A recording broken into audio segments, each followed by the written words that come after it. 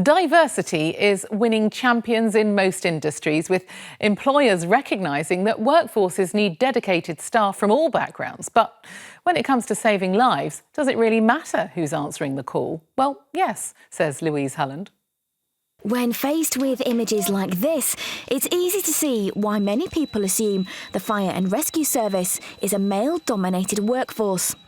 The physical strength needed to save lives and put out fires surely means women are left behind. But this couldn't be further from the truth. So it's changed quite remarkably over the last 24 years in terms of the number of women that are now undertaking firefighter roles as well as, managerial roles within the service. But it hasn't changed enough.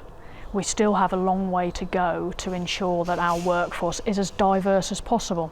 Because what's really important is we work with a diverse community, so we need to reflect that diversity. And it's this desire to make the fire and rescue service more accessible to the public which has led Becky Bryant, the first female chief fire officer to rise through the ranks, and the team of senior female firefighters in Staffordshire to focus on building an inclusive team.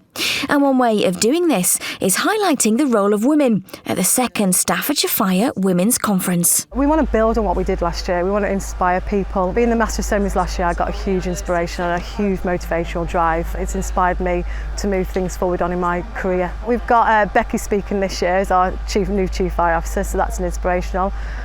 We've got other people who are high in companies and high in demand to come and talk to us, and we've also got showcases, and they're a bit like a one-to-one in little groups. We've got the conference itself where we'll have big speakers, and then we've got rooms where we'll go and have these little workshops to do with women. Helen Lawler is the MC this year, and she's passionate about the public seeing the real fire service. We have got different kinds of people in the fire service that when we do different things, we engage so much more with the community. We've changed so much and evolved so much, and so it's really important for the public to understand about that.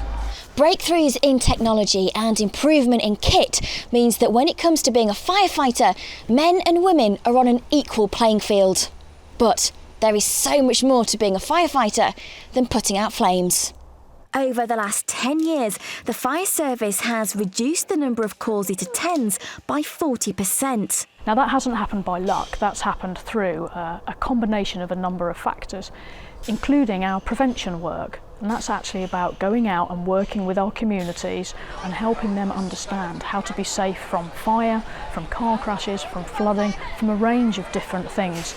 So if we're able to relate and understand some of the issues that person within our community is having, actually we'll create a much better relationship and help them be safer. The role of a firefighter has changed so much in recent times that attending fires is only one service it performs. There's a lot of things that we have in the prevent world, places that we've been to where they've personally asked for a female to attend due to those, social, potential domestic violence cases. So no matter what gender, age or ethnicity, the modern fire service is a place for everyone. But that's not an easy task to take on. But if focus is only applied to one group, then it makes the other group feel really undervalued in terms of the contribution that they make. We should be looking at the whole. The bedrock of everything that needs to be done in the fire and rescue service, and that's certainly done here in Staffordshire, is an inclusive culture. So everybody being respected for the differences that they bring and how those differences really help in terms of improving outcomes for our communities.